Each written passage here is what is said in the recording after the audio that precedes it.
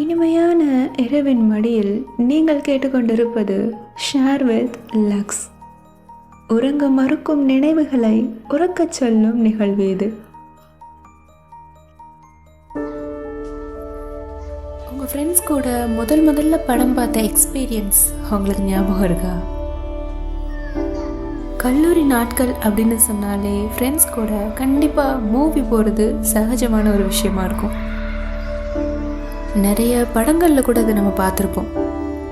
அப்படி ரியல் லைஃப்பில் ஃப்ரெண்ட்ஸ் கூட தியேட்டருக்கு போகிறது அவ்வளோ ஹாப்பியாக இருக்கும். ஏதோ லவ் பேர்ட்ஸை கேஜிலேருந்து திறந்து விட்டு பறக்க சொன்ன மாதிரி இருக்கும். அப்போ நாங்கள் காலேஜ் ஃபைனல் இயரில் மூவி போகலான்னு சொல்லி ஒரு 4 பேர் கிளம்பி போனோம். விக்ரம் சாருடைய கந்தசாமி படத்துக்கு தான் போனோம். அப்போலாம் சென்னையில் அபிராமி மால் அப்படின்னு சொன்னால் ரொம்பவே ஃபேமஸாக இருக்கும். இப்போ மாதிரி அதிக அளவில் மால் எல்லாம் அப்போ கிடையாது.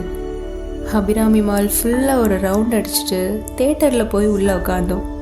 படம் ஆரம்பித்ததுலேருந்து லாஸ்ட் வர எழுந்திருக்கவே இல்லை. சொல்லப்போனால் கிளாஸில் கூட இவ்வளோ ஆர்வமாக கவனிச்சதில்லை. படம் முடிஞ்சு வெளியில் வரப்போ அவ்வளோ ஒரு ஹாப்பியாக இருந்தது.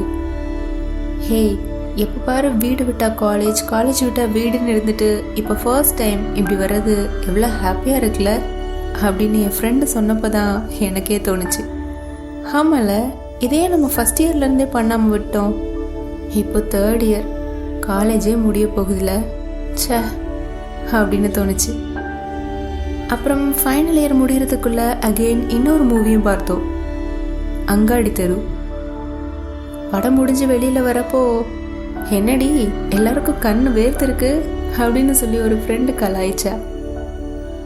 ஸோ இந்த மாதிரி சின்ன சின்ன மெமரிஸ் ஃப்ரெண்ட்ஸ் கூட வெளியே போகிறப்ப தான் கிடைக்கும். என்னதான் படிப்பு முக்கியமாக இருந்தாலும் ஃப்ரெண்ட்ஸ் கூட வெளியே போகிறதும் ஒரு ஹாப்பி தானே. அந்த ஹாப்பினஸை யாரும் காலேஜ் லைஃப்பில் மிஸ் பண்ணிடாதீங்க. அப்புறம் காலேஜ் லைஃப்பை வேஸ்ட் பண்ணிட்டோன்னு ரொம்பவே ஃபீல் பண்ணுவீங்க அப்படின்னு சொல்லி அவங்க கல்லூரி பயணத்தில் அவங்களுக்கு அமைஞ்ச ஒரு அழகான மெமரியை நம்ம கூட ஷேர் பண்ணியிருக்காங்க இந்த நேயர். உங்களுக்கும் ஷேர் பண்ணிக்க இந்த மாதிரி ஒரு ஸ்டோரி இருக்கா? மெயில் பண்ணுங்கள் spicykannamma@gmail.com அப்படின்ற இமெயில் ஐடிக்கு. பகிர்ந்துக்கோங்க நம்ம வியூவர்ஸோட. Good night.